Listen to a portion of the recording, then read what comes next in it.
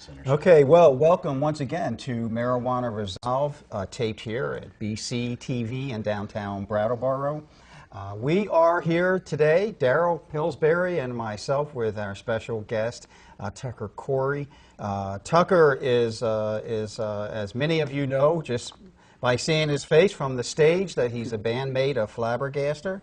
And up-and-coming band. And the band is marvelous, as we know for a fact, because they did a concert for us.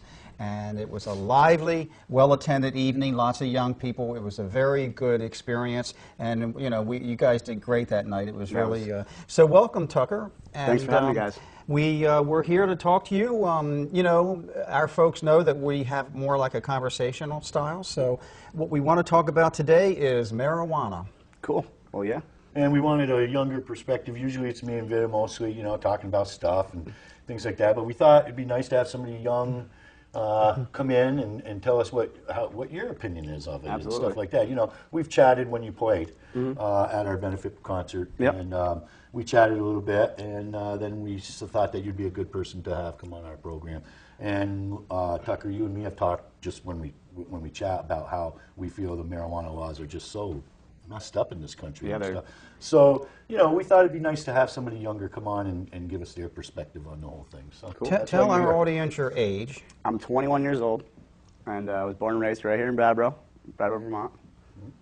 High school graduate from... Yep, BUHS graduate. Went to school with Daryl's daughter, Chelsea, the same class. Yeah, that's right. Yeah, that'd be about right. 21. Yeah, you were in between Chelsea and Nick then, or you were. You did. Were Yeah, I was in Chelsea's class. Oh yeah. Yep. Huh.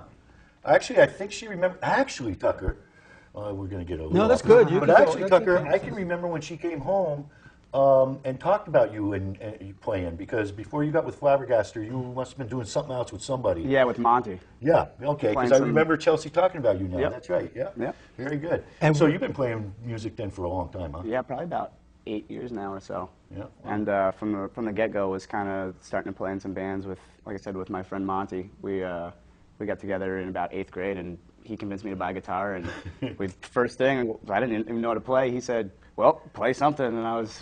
What the heck do I do? One, a little Smoke on the Water. Yeah, that's the first one. That was the first one. So you do Smoke on the Water. Joe just bought himself a couple guitars a while ago. He's wanted to play. You'll have to give him some lessons, Tucker. No problem. And he probably, well, anyway.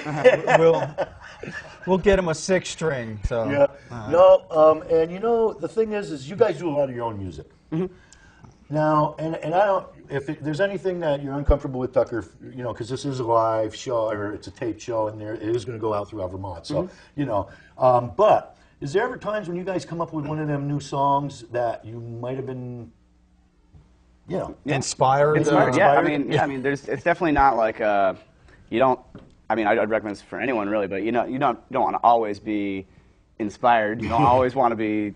Well, I mean, you always want to be inspired. You don't always want to be smoking marijuana, but there's certainly a culture to the music scene that involves marijuana in a way that I think they try to involve alcohol, but it's really just, as far as a musician goes, it seems like marijuana is very much more, it can help you relax, it can help you kind of get into a different state of thinking, maybe pull you out of a box that you were originally thinking in, and sometimes it might make you play like crap, honestly, but other times, you know, it's going to maybe help you see things a little bit differently. So yeah, definitely sometimes under the influence of marijuana, I've written things, I've come up with good ideas. Also, you definitely don't need it, that's for sure, but it's certainly a part of the culture. Would you say that it might even help to add to creativity?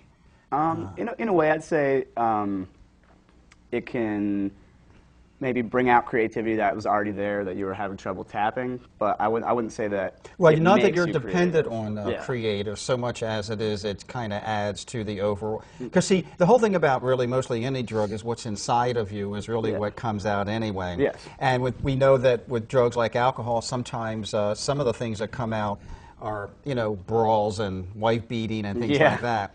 The darker side. Yeah. And the dark, and I think that's a good way to say it. Yeah, it brings out more people of the, you know, the darker side of people. They become more, I don't know, most people, I would say, and I would say that's probably medically backed by doctors. Actually, right. I think that the possibility of it is greater. With marijuana, however, I've always thought of it as an enhancer. Who's the fellow recently that in Hollywood who's made all of these movies and stuff that came out and said that he was much more productive when he smoked? And he said he smoked smoked marijuana daily and all the time is the phrase that he used. Now, probably a few of them actually did. well, this fellow, and I can't think of the fellow's name, but it was recent. And of course, Hollywood is known for that. Creative people. Think of the Beatles, for instance. Yeah, I mean, you can look at their career as like I mean, also LSD played into that huge part, but there's Beatles using drugs, and there's post. And personally, I like the post music better. I think they really hit this stride of creativity, working in the studio and being creative. That I'm not going to say it was because of the drugs, but you can't look at it without the drugs because they certainly were a part of it. Totally, and well, I mean, but yes, you're right. Dylan, the Stones, Keith Richards, Yeah. a lot of, and the truth is, as we've talked about it before, back then when drugs were not demonized the way they are now, there were 78 million of us baby boomers back then, and most of us are still here. Yeah. So sex, drugs, and rock and roll. I was just going to say, most of us are still running around. We're still here. And what the media does is it grabs the few handful of people that died, like the most recent one, Amy Winehouse, and now Whitney Houston. Yep. And they'll make a big deal about that. But really, although neither of them, let's make this clear, neither of them were found with marijuana in their systems. I don't know yet. Absolutely. Okay, Amy Winehouse was not. She was drinking and taking but we pills. don't know about Whitney Houston. Right. Yeah, but I would still say, because of the study, and we talked about that last time, that study that went on from 1996 to 2006, where they studied, the results of marijuana consumption and 17 of the top-rated FDA-approved drugs, and found out that there were no deaths attributed to marijuana use. None. Zero. Zippo. The roundest number you could imagine. That's right. And there was over almost 11,000 deaths caused by the 17. Yeah. I mean, you look at Whitney Houston. I don't know if it's been confirmed or not, but I read a paper headline the other day that said they found her with prescription pills next to I think that's where what she you're going was. to find. And you're going to find that there's so many deaths happening with drugs that we're sanctioning that are, Way pharmaceutically related. Right. People are dying from that. Not to say that there aren't good applicable uses for those drugs. There certainly are, but they have to be used responsibly. Even though marijuana, anything has got to be used responsibly. With marijuana. It's all about moderation. You can do things in a reasonable amount, and I think that's what the country was kind of founded on, was that people should be able to do not everything they want to do, but as long as it's not harming someone else. Should be free to do that. Yeah, that's right. It seems like a pretty constitutional American thing to me, and I don't know. Then you look at the laws that are going on with marijuana, other laws too, but I mean we're specifically focusing on those right now. It's kind of like, all right, well, what's going on here? Why is this still being treated as like such a criminal thing? How do a lot of your peers feel about that? I mean, it Even seems the pretty ones that unanimous. that probably don't smoke Absolutely. pot. Even the ones who don't smoke pot, I can say that I don't think I've ever met a single person who told me, yes, I believe that marijuana should be illegal. Now, this is young folks you're talking about. Yes, but not just young folks, though. Coworkers that I've worked with, I'm not going to name any names, but I can think specifically of an older gentleman that I've worked with in the past, in his mid-60s.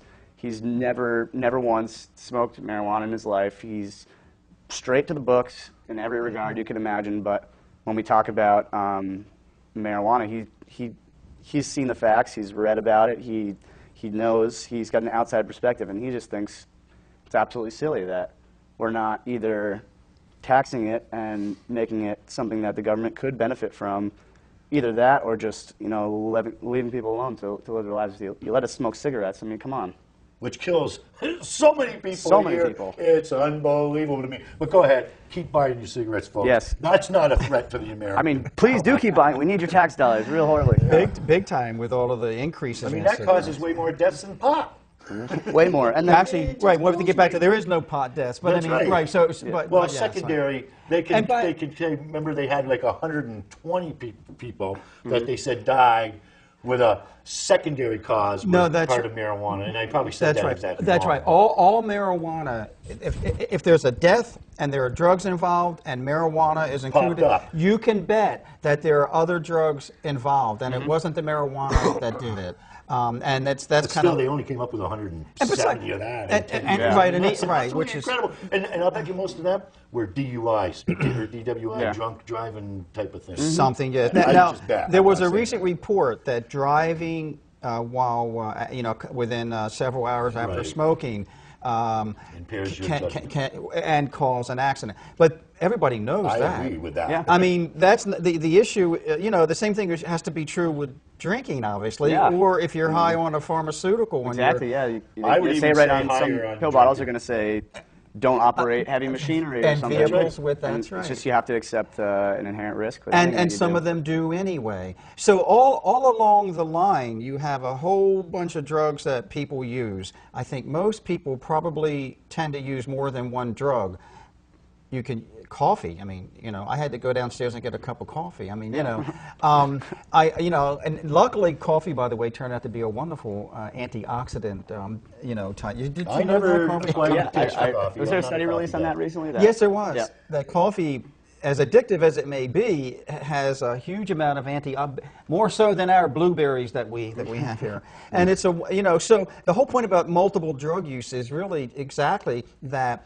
Instead of finding ways to isolate a few people and put them in prison and create a prison economy around them, we should look at them as a whole. Which is one of the reasons why, when we were talking earlier before we got on the show, why it hasn't changed. There's one of your reasons why. Yep. In Special California, one of the people one of the organizations that jumped up to oppose legalization or decriminalization of marijuana you know who they was are. the Union of Correctional Officers. Really? Yeah, because they knew that's job security. Yeah. And who would you rather watch in prison? All the pot smokers that come in non-violent, don't want, they're not hurting anybody, Yeah. or the wingnuts who, are doing harder drugs, thieves, assaults. Who knows? That's an interesting perspective, by the They would way. much rather have them people Of course. in there. I mean, Well, I don't blame them. I mean, I'd much rather surround myself with marijuana smokers than hardcore drug users. Of course, in the prison, if you're not getting it, then you're going to be mixed in with all kinds of dangerous people. Probably come out a dangerous And that's person where you the were other not problem before. that I Yeah. see with it. You're putting somebody who's non-violent. You and me, Into Vida, since we a- started doing this, have had a lot of people contact us. Hopefully, we're going to get a few on the show where they have been caught, busted, the whole Yes, 9 yards, and yes. their lives have changed. Yes. Okay, and I'm sure there's a few people out there, probably not watching the show, but there's probably a few people out there. Good for them. What do you mean good for them? So you'd rather take a productive person out of society because they were home smoking a joint, not bothering anybody. Okay, throw them in. Not to throw them in Vermont, you got to let somebody out because Yeah. all our beds are taken for. Yep. So who knows who gets out? It's a crapshoot. That sounds- You know, that sounds it's just ridiculous to me. And Unbelievable. as I've also said many times on this show, being on the corrections, the Institution Corrections Committee while in the legislature, the amount of money spent, which was directly linked to the people that we can incarcerate because of marijuana, either use or the P test or something they tested positive for. Yep. It's about $50 million or more. It's an unbelievable amount. So of you'd money. save that money, plus if you taxed it, you'd have more money coming in. Yep. Think of $100 million to the state of Vermont, what they could do with that. Education, healthcare. We're trying to put in a new healthcare system here in the state of Vermont, which is just something I'm all for. What a way to fund it. Yeah. You got the money's got to come from somewhere. Not to mention hemp, which I'm sure you're familiar with Yep. as well, as Yeah, an no. industrial plant. Larry Block probably wouldn't had to have closed Save the Corporations if we had farmers who grew hemp that his Right here. corporation, and we'd have our milling here, we'd have our weaving here, our whole, there are a we're lot doing of with the people who are yogurt willing to plant do now. that. We don't have to send it to China. No, we really can do it here, Yeah. You look at all the farms that are around that are closed down, not getting full use. Exactly. It's like, And what hello. farmer can use the help? Yeah. Even the ones that aren't closed down, but they're making it on the skin of their teeth. Let them Yep. grow hemp. And a depressed dairy industry and things like that. Okay, now, how many members are in the band? Can you tell us their names and how long have you guys actually been together as a group? The Flabbergasted we have band been mates. together for, let's see now. Couple of years anyway, hasn't Yeah, it? it's been about 2.5 years, I think, and about 1.5 years when our bass player Elliot joined. So it was me, Tucker, and Evan Lincoln, Marcel Leclerc, Jimmy Colrider. We were all Jimmy Colrider. We've been doing that for 2.5 years, and Elliot New has been with us for about 1.5 years now. And then you have D'Angelo every now and then. And and then we have which I gotta honestly say now, I haven't heard you guys without him. Mm-hmm. I love that extra added it's fun. piece. Oh, D'Angelo's awesome. Yeah. He plays around also with other groups. Yeah, he's playing with. And who's your manager then? Scott Ball. Okay, still? Scott. Yep. And Scott, Scott. Absolutely. And Scott is a tuba player. Yep. He's been known to Well, get he's a on jazz stage guy, with too. you guys. Is he jazz? He was a very good jazz player. Now, how old's Scott? He's Scott way older than me. is He's like almost 30 or 29. something. Okay, because he was with my other 2 kids. He was more with Ashley Yep. and stuff. And I'll tell you, he was one heck of a good jazz player. Yeah. I mean, when he played his stuff, he was good. He's apparently a fairly good manager too. Well, He does a great job. You guys really, you have good exposure. We get good exposure. I see him now you everywhere. s- Hey, how'd and, you do on the thing up in Bellows Falls? Oh, the Cider Awards? Yeah. We did excellently. Did you? Well, definitely a big shout out to Cider Magazine. Those guys are great. If you haven't checked out Cider Magazine, check it out. It's free. It's at anywhere in the southern Vermont, southern New Hampshire area, pretty much. They gave us the Rock Band of the Year award, which Excellent. is awesome. And they also Did you get like a trophy or something? With that? Yep. Cool. And they also gave us Performers of the Year award, which is like totally an honor. I think the Darn it, I wish we would have went now, Joe. Doggone it. Well, you know, It was a Thursday night. I was kind of busy, but I wanted to go up. And if I would have known that you guys would have been getting some, I would have made a little bit more of an effort because you are all from right around here, and it's kind of nice knowing them, you know. Because when they make it big, right. Oh, we can have them on say- here. oh, yeah, and then people we will watch, because then we can get them back. Hey, here he is from Flabbergasted. Remember when, you know? And the entourage will be waiting outside, waiting for him to come up. It'll be unbelievable. We knew Tucker back then. you know, Yeah, so- We don't wanna jinx it. Though, that a local group is doing so well, and I do expect you guys to go, you know, somewhere. I mean, I don't know how big, but I would. Oh, you guys are very talented, yes, Yeah, and and they creative. do a lot of their own and, stuff. and the fact that you write your material is a really big plus. That'll catch the eye of people down the road. You're also just young enough that, because really most of you are like within the same type of Yeah, we're all 21 and 22. Right, exactly, which is really ideal. So, you know, the more you play together, the more you tighten everything up, the more likely that you'll continue that trend. People take notice of you guys. Let's have fun, man. Yeah, that's what it that's is. part of it That's too. the- When that's you're the best watching part people for on us. stage having fun, Right. You know, I mean, because we had Jimmy Gordon Yep. on to another Well, guy Jimmy who I love, was, and he was just was- and now he has MS. MS, okay? yeah, that's right. And thanks, Joe. He's Joe. We should get him in the front of this thing sometimes. Guy's got more information than all of us. But, Joe Bushy, ladies and yeah, gentlemen. Ladies we and couldn't do the gents. show without Joe. If only we had a fourth camera. But he has MS. He gets on a stage, and when he started that music going, he just forgot everything Yeah. that he was doing. And he was another one that did a concert Right. for a fundraiser for Yeah, us. all the guys that worked with us for our benefit concert last fall, Jimmy Gordon and his friends and Flabbergasted, they're really all good consummate musicians. Yep, very and good. that's real, and it came And out all of them that believed way. in what we believe in also. And you know, and also Chris Nostrin from Cider Magazine Absolutely. was supportive of the And concerts. we should also. mention the guy who donated the space for us. Chris Chris Pratt Very is nice, good supporter. right, and Joe Bushy part of their production team for that. Of course, Paul Bennett, who is our money guy and kind of helps to, you know how Oh, he's money on the makes board. things He's work. on our board. Paul Bennett is From New one York. of our treasurer and he's in New York. So we had a lot of good things happening back then, and so this year we're having interviews like this to really help send an extended message, because there's And let people see and there's the people in their communities that don't That- mind saying, "Hey, listen, Right. I've smoked pot or I do smoke pot. Right. I know I shouldn't be doing it, but can we get rid of that stigma? Because you know what? That's the part that kills us. Right. What the heck?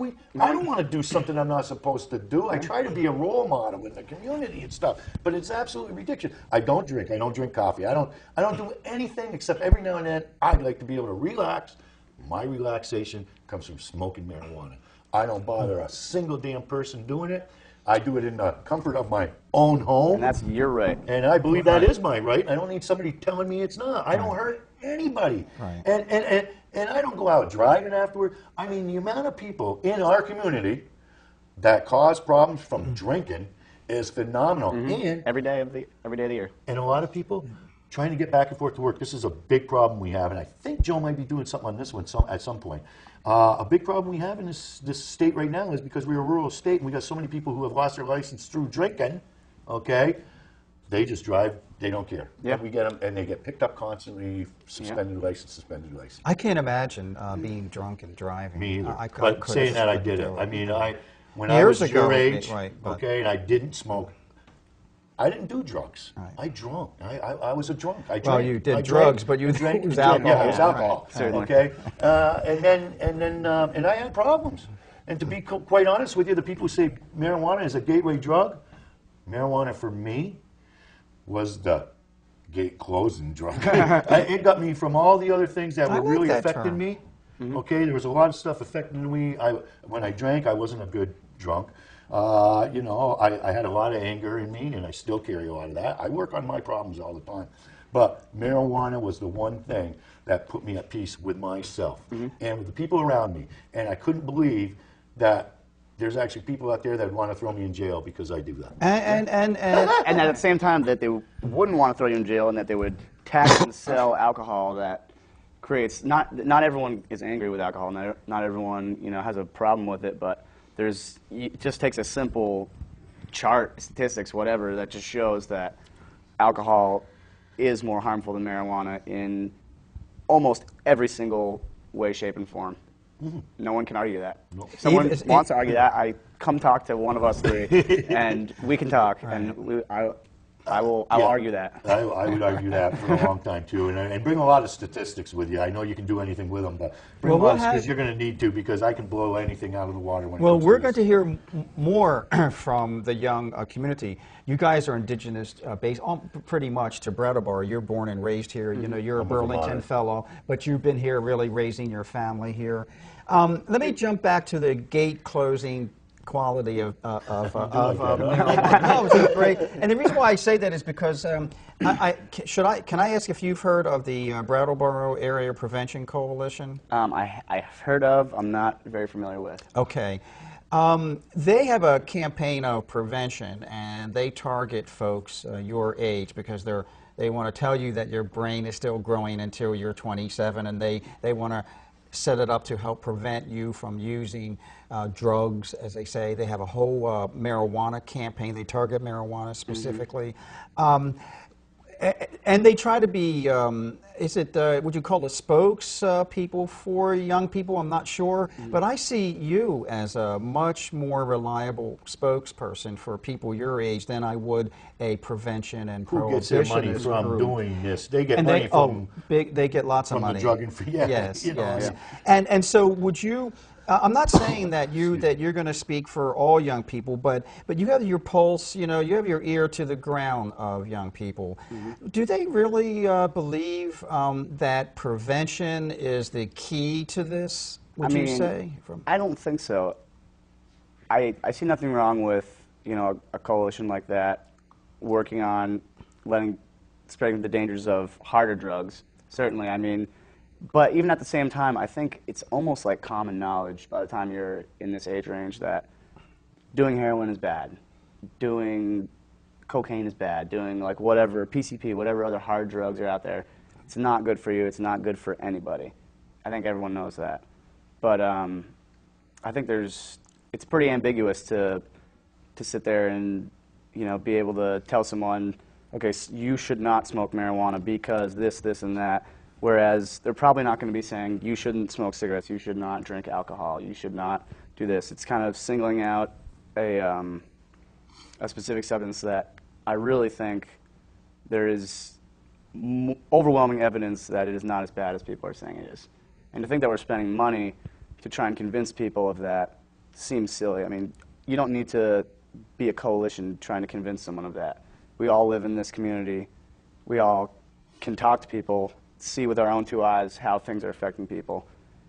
I don't know. Well, I like what you just said there. I used to say, it sounds You know, like I've lived in this community. I've been a public servant in this community. I do a ton of community work in this community. Anybody out there who thinks because I smoke marijuana, I'm a bad person, that's your right, and that's good for you. But I'll tell you what, I'd like to know how much you're doing for the community, you know, because if they think that people who smoke pot are just smoking, staying home and doing nothing, you know, the cocoon thing there, Yeah. the commercial, is so nuts, it's unbelievable. For me, it helps me. Do Right. I need And it you as know, a crutch? Unfortunately, do I need it? Maybe not, but I like it, Yeah, okay? And it does help me function. So. Right, and you're normalizing marijuana. You know, what you both of you together and other people in the community who speak about this, it helps to normalize marijuana instead of demonizing it. And I would go anywhere and tell people not to use it. Okay, but I would also go anywhere and tell people if you're 21 years old age, Right. I think it should be your right, Right. if you want to Right. go use it. And okay? I actually think closer to 18. Really, you know, I was able to drink when I was 18. Well, you can serve at 18, so I and you could can almost serve go that way. But right. I'm so, trying to stick with the alcohol model. No, I believe totally in the alcohol model. That's why I said 21. And I think, oh, I see. You mean 21 for alcohol, right? Yeah, and that's why I just said it for marijuana too. Whoops. And also for the Brattleboro Area Coalition people, we've been actually giving them too much publicity on our show now. But we never sit there. Hey, and say, Robin, we got a word for you. Yeah, no. You know, I mean, I think what Robin does is very useful for a lot of things. For in this community, some but I things, don't. right. Even going out. I'm 56 years old. Right. Okay. Right. And I see so many better things. Put the pros and cons. And I do this. I'd sit down right here with Rob. Say, give me the pros and cons of marijuana. Well, here's the thing then. If you had a couple words to say to Robin, who's one of the key people in I like the a lot, by the prevention way. group. Oh, she's a sweetheart. Yeah. Good belly dancer. What would you say to her in terms of trying to prevent you from using marijuana, and your and your friends and community and other young folks? I would say, honestly, I don't know. I don't know what I I'd would say say. I thank you for what you do. Yes. I'd be very Yeah. polite. I'd say it's not for me. Thank you. Yeah, That's it. I'd I say don't need somebody preaching to me. Yeah, like I'm not preaching to you. You can preach to me, but I don't have to listen, and you don't have to listen to me either. But you know, I think it really just comes down to personal choice, and that marijuana or not marijuana, I think it's important that in this country we get back to personal freedoms. Yep, and I think that's what it all really comes down to. Well, It's gentlemen, about on personal that, freedoms. on that note, I believe our time is up. Yep. Today, we've had Tucker Corry, bandmate from Flabbergaster, one of our well-known local bands, but actually around the state of Vermont Yeah, and in and New New York England now. and Oh, other geez, parts bro. of New England. What's one of the bigger bands you've? Sorry. No, I don't know. I think Joe what's one said of we the had bigger 2 bands minutes or that something. Yeah, so. he told us 2 minutes ago, 5 minutes ago. What's one of the bigger places bands you open for? We opened for members of Soul Live. Yep. It's a really good funk group. A couple members of that band are now playing like the Warren Haynes Band, which is like a world touring act. We've had some really good opportunities come up in the last year, and there seems to be a lot more coming. So definitely incredibly thankful for our community and everyone who has helped us get to where we are and is continuing to help us go where we're going. And that includes you guys. Oh, you're gonna go. This community is great, I think, and yeah, I think We should do a fundraiser for Flabbergaster. Okay? We should do a fundraiser for Flabbergaster so they can go on tour. Anyway, Vin, sorry to wreck your closing. Oh no, it's a Joe's going to have to scramble to get us down. Everybody knows that we're kind of loose here, so Wonder why. and so thank you, Tucker. Thank It you, was guys. a very important voice. We really appreciate you being Yes, on we our do. show, and we're going to have other young folks back, you know, around your age who will talk this, and we're not looking for people to support us so Tell them about much our next show coming up, too. as just tell us what they really think about Mm-hmm. this, because your voice and people in your age group is really important. absolutely. The legislature doesn't get to hear you. This might be one of the first times that they might actually hear somebody 21 talking about this issue. We'll do more of that. Tell them about our next show coming up, too. Our next show with Jeanette White. Senator White is one of the people who will be and is currently working on the decriminalization bill in the Senate. We have our House members working on something also. We'd like to encourage our viewers to please contact your legislators and ask them to support decriminalization of marijuana. We can assure you people like Daryl and Tucker and me and other people who either use or have used marijuana do not belong in prison. Let's decriminalize it. Thank you for watching, and we'll see you in our next show.